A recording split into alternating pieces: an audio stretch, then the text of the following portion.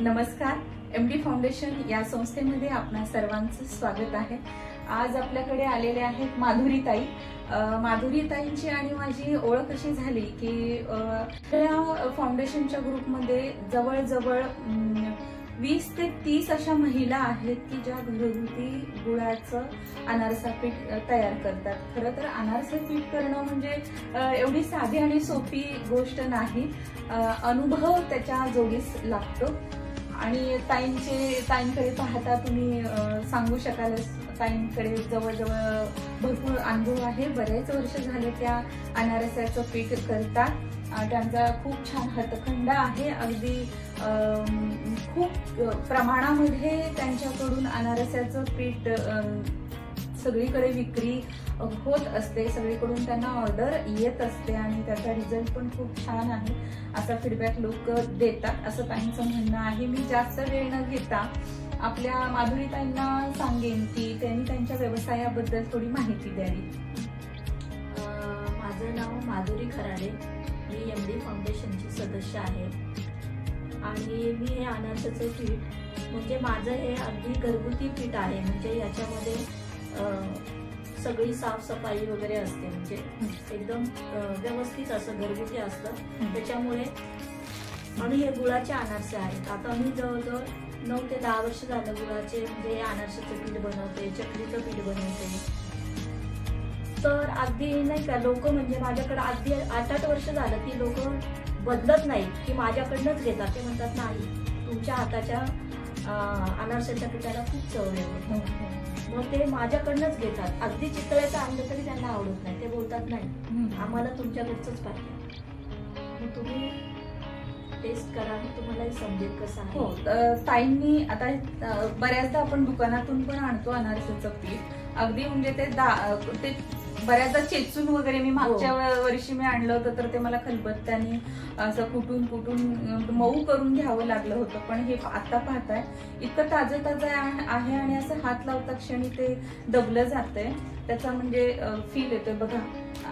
ताईंनी हा छोटासा अनारसा घरातून स्वतःहून आणलेला आहे, टेस्ट करण्यासाठी याच पिठाचा केलाय।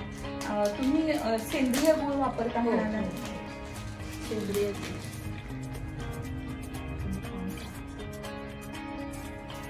अतिशय कुरकुरीत अनारसा असा फोडताना पण वाटतं आणि आतून तुम्ही बघू शकता भरपूर अशी जाळी याला आलेली आहे आणि छान वाटत आहे, गुबगुबीत आहे।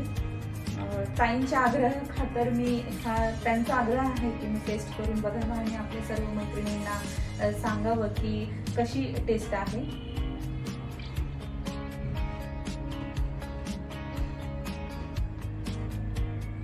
गुळाचा मंद मंद अशी गुळाची चव याच्यातून येते, कारण साखरेची चव इतकीशी येत नाही आणि याला लावलेली भरपूर अशी खसखस आहे, त्या खसखशीची चव सुद्धा खूप खमंग असं फील येतोय त्याच्यातून। छान आहे, कुरकुरीत झालेले आहेत अनारसे असं मी म्हणेन। सर्व मैत्रिणींनी ताईंकडून ऑर्डर करावी। आपण जो हा व्हिडिओ बनवतो आहे तिथे खाली मी ताईंचा कॉन्टॅक्ट नंबर देते आहे। आपल्या माधुरीताईंनी इथे आज आपल्या संस्थेमध्ये आल्यात, आपल्याला भेट दिली, आपल्या सर्व मैत्रिणींच्या समोर त्यांनी अनारसांची माहिती पण सांगितली, कारण त्यांना माहित आहे की एक गृहिणी एक गोष्ट किती गोष्टी करणार। सण सुद्धा आला की साफसफाई येते, खरेदी येते, डेकोरेशन येतो, कपड्यांची खरेदी सुद्धा त्याच्यामध्ये येते, आपण गौरायांसाठी खरेदी करतो आणि याच्यासाठी सतत मार्केटला जावं लागतं, व्यवस्थित खूप गोष्टी विकत घ्याव्या पण लागतात। आणि बघायला गेलं बाहेर तर असं लाडू वगैरे मिळू शकतात, पण अनारसे एवढं काही विकत घ्यायला गेलं। अनारसाच्या पिठाचं कसं आहे, शक्यतो बऱ्याच जणांची अशी विरघळतात अनारसाचं पीठ तळताना, पण आपलं कधीच म्हणजे आतापर्यंत मला कधीच कोणी असं म्हटलं नाही की तुमचं अनारसाचं पीठ म्हणजे अनारसे टाकलं आणि ते विरघळलं, फुटत नाही असं। अजून 10 वर्षात चिरच कंपनी। हो हो हो। आणि हा अनारसा तोंडात टाकल्या विरघळलाय, याला मला चावायची पण गरज नाही लागली। म्हणजे हे एक त्यांच्या अनुभवातून त्यांनी इतके वर्ष, किती वर्ष करताय तुम्ही? 10 वर्षाचा अनुभव आहे त्यांचा. एका पदार्थावरती त्यांची पकड मजबूत आहे आणि यांच्याकडचं अनारसे कधी सांगा चुकणारच नाही. वर्षभरातून कधी, फक्त 3-4 दिवस अगोदर असं असेल तर 4-5 दिवस अगोदर सांगावं लागतं. हो, तुम्ही याच्यामध्ये फ्रुट्सचं पण व्हरायटीज करतात का अनारस्यामध्ये? मी असं ऐकलं होतं की केळी वगैरे पण. नाही, ते तुम्ही करताना घालू शकता तुमचं आधी जो तुम्ही घरी तळताना वगैरे पिकलेलं केळ वगैरे, ते जास्त दिवस राहत नाही. हे पीठ तुमचं 1-2 महिने फ्रीज मध्ये आरामात राहू शकतो. तुम्हाला जेव्हा वाटेल नाही का मला आज 2 अनारसे तळायचे तरी तुम्ही तळून खाऊ शकता. ओके, तुम्ही असं 2-3 महिने फ्रीज मध्ये हे आरामात राहू. हो, किती छान. आम्हा महिलांना हे माहिती नव्हतं की आहे तेवढं केल्यानंतर पण उरलेलं फ्रीजमध्ये ठेवल्यानंतर आपण करू शकतो. तर धन्यवाद ताई, आपण इथे आलात आणि आपण खूप छान माहिती सांगितली. आणि माझ्या मैत्रिणींचा ही होणारी जी तारांबळ आहे सणासुदीची ती तुम्ही वाचवली. बऱ्याचदा मी माझ्या मैत्रिणींनी अनारसा पीठ बनवायचं ट्राय केला होता. फसतं बऱ्याचदा हे पीठ, 10 वेळा केलं तरी फसतं. कारण मला त्याचा चांगला अनुभव आहे. त्यानंतर मी ते करायचा विषय सोडून दिला खरं तर.